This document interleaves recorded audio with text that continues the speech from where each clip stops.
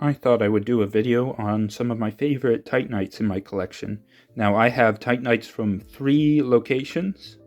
2 I've personally collected at, and then 1 I've purchased a Titanite specimen from a location that cannot be collected at anymore. Starting with the Titanite that comes from a location you can't collect anymore. This is a Titanite from the Bear Lake occurrence.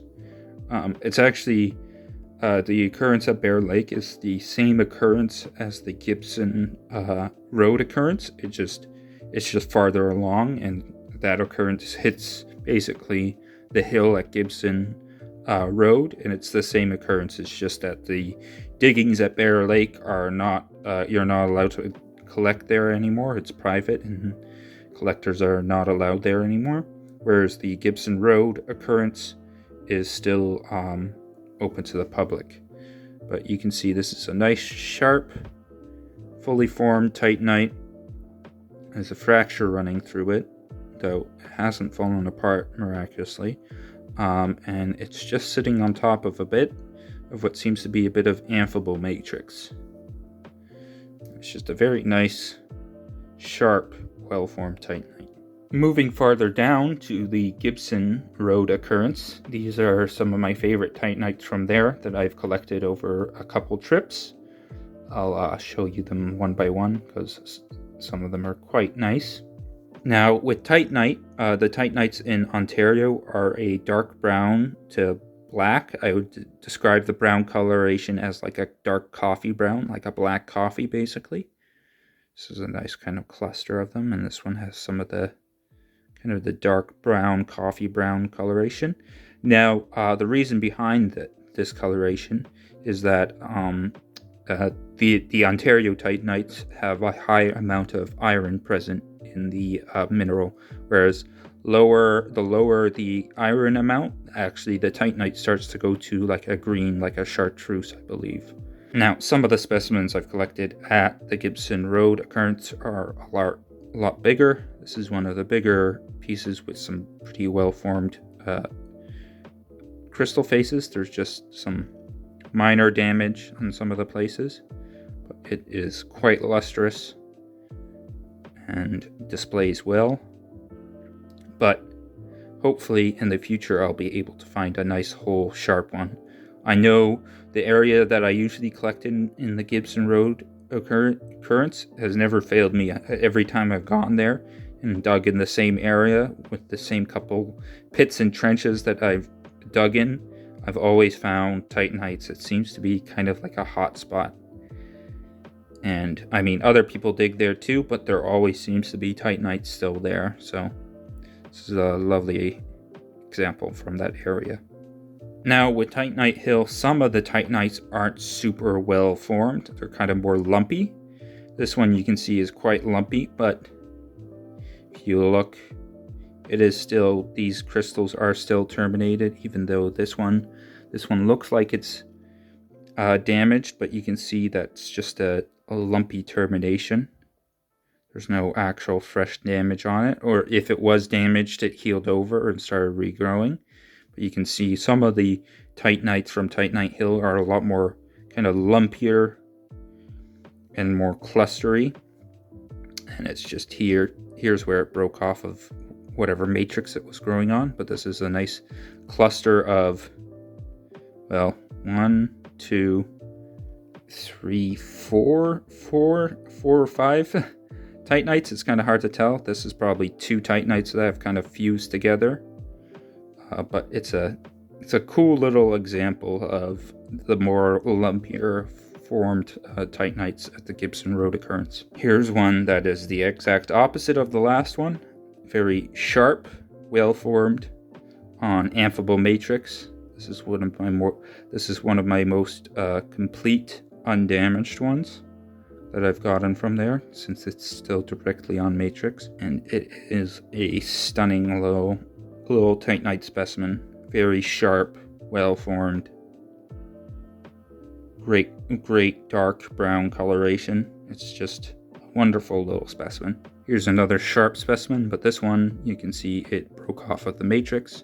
This one I tried to trip the matrix off, but It was on a feldspar matrix, and the feldspar itself was quite brittle and crumbly already. So at least the titanites, the 2 titanites in the little cluster that it was extracting, came out whole. You can see the lovely dark brown coloration, very lustrous. That's like one of the main things. So when you're looking for titanite, you want to look for highly lustrous, dark brown to black minerals, and the weight, when you hold it, it feels quite dense when compared to a piece of amphibole the same size, because the next mineral the other mineral that'll probably be in the same area will be amphibole, which is another black mineral, but it's not as lustrous, and it's definitely not, the density is not the same. And that you could probably thank the titanium that is in the titanite, which is why it has the name Titanite in the first place. Now for one of the more unique titanites I found. This one is a very strange one. I theorized this one grew in with others, and then what eventually happened is, for whatever reason, the others broke off of the matrix separately from this one as it broke off, and so it grew squished and elongated. So you got like this really elongated, weird, and you can even see kind of right there where my thumb is, there's a bit of either a break or it got bent a bit and kept growing. And it's just a very interesting, long, elongated titanite crystal. Now this is definitely the weirdest shaped titanite I've ever seen. I've seen a couple examples online of this similar shape. It's very uncommon. And I believe basically how this shape occurs is that kind of basically multiple titanites grow together, sandwiched in a way that you get this very lumpy, boxy shape. You can kind of see on the back, you can see the classic wedge shapes, like the tinier titanite crystals growing on the back have the more classic wedge shape. But I've tested this and I've confirmed that it is titanite. It has the right sharpness and it has the right density. Or sharpness, hardness, Mohs hardness. And it has the right density. And it has that luster and that dark coffee brown coloration that you'd expect of a titanite. It's just a very funky, weird looking shape. I remember when I found this, I thought it was just an amphibole. But then I left it in the pile behind me, and then when I looked behind me for whatever reason, I just saw the sun shining off it and how lustrous it was, and I was like, that can't be amphibole, that's way too shiny. So I double checked it, and I'm like, yeah, that's pretty dense. And then I took it home and tested it, and sure enough, it was a weird, lumpy titanite crystal. Well, not lumpy, boxy titanite crystal. So here are a couple of titanites from the second location I've collected titanites at, and that is the Miller property, or the Smart Mine as it's called. And as you can see, this is a nice lovely little cluster with sharp crystals. This is probably my best well-formed piece. It's a cluster of 2 titanites with a smaller titanite perched at the bottom of the larger titanite. It's well-formed, good coloration. Kind of, you can see the amphibole matrix it was growing on the back.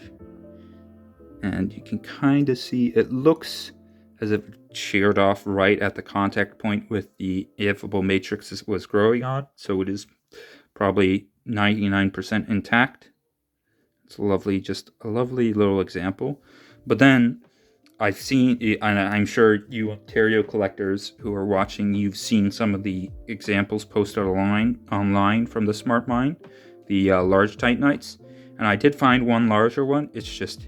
It was pretty damaged around the edges. You can see it's been beaten up a bit, but this is one of the larger titanites I found so far. I hope to go back to the Smart Mine. I believe that there's still stuff there. You just have to put the effort in. You really have to dig deep to find the big ones. And I believe you can still find some smokers.